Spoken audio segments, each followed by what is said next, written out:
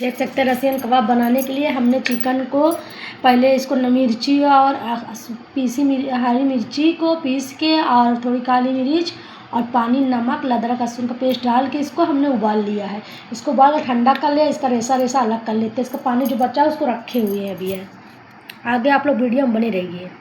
देख सकते हैं अभी रसियन कबाब हम बना के रख दिए हैं। इसको थोड़ा पंखे में हवा में रख दिए हैं। अब बाकी सब चीज़ हमारा इंतजाम हो रहा है। इधर रोस्टेड चिकन फ्राई का मैरिनेट करके हमने फ्रिज में रख दिया हुआ है और हमारे यहाँ मेहमान आने वाले हैं, हम उन्हीं का इंतज़ार कर रहे हैं। और चलिए भी देखते हैं क्या है। फ्रेंड देख सकते हैं अभी हम रसियन कबाब बना रहे हैं, फ्राई कर रहे हैं। देख लीजिए जी आप लोग।